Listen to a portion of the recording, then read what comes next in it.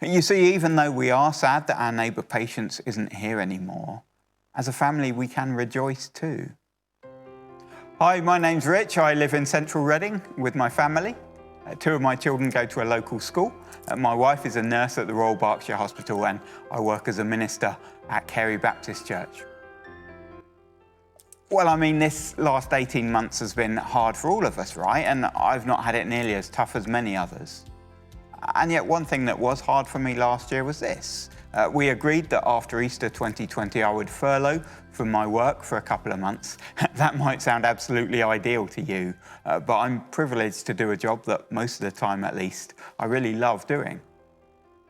See, a lot of my work involves helping people who don't know Jesus to hear about Jesus and to trust in Jesus. And at a time when many people have been concerned about the future and concerned about death, well, I guess I've been extra keen that people hear about Jesus, because I've come to know him to be the only true and the only real key for having peace in the face of an uncertain future, and even in the face of certain death. And so to not be able to be speaking to people about the good news about Jesus, at least not in all the ways that I normally would, that was tough. It was upsetting, it was frustrating at times. And then earlier this year, in 2021, a dear neighbour, a lovely neighbour of ours, a lady called Patience, passed away. And actually as a family, we miss seeing her smiling face, being invited over for a meal where she would bring dish after dish after dish out of her tiny kitchen. The Bible tells us that God is totally in charge of all things. He's king over everything. And the Bible also tells us that God is utterly loving. That is proved most of all in God sending his own Son, Jesus Christ, into this world. Not only to live that life well lived and to show us how to do that, but also to die in place of others, to die on our behalf for our sin, our rebellion against God. And that shows that the God who is totally in charge of all things, all the big things and all of the small things too, the God who holds all of that in his hands, he loves us. Here's a wonderful Bible verse that speaks about that. He who did not spare his own Son, Jesus, but gave him up for us all, how will he not also, along with him, graciously give us all things?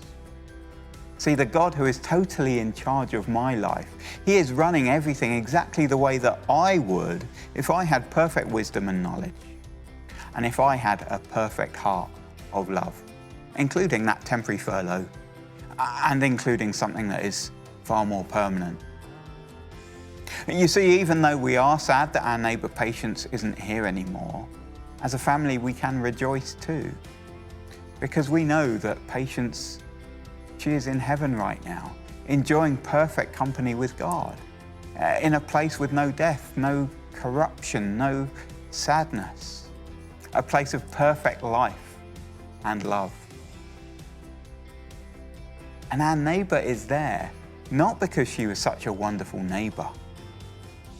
She is there because of Jesus. It's because of Jesus.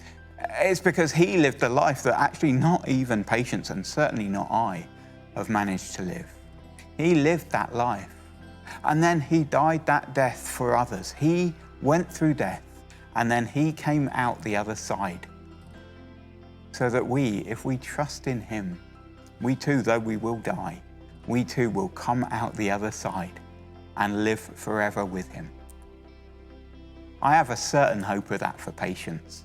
Her trust was fully in Jesus. I have a certain hope of that for me too. Knowing Jesus gives me peace. It gives me peace even in the face of an uncertain future. And knowing Jesus, it gives me peace even in the face of certain death.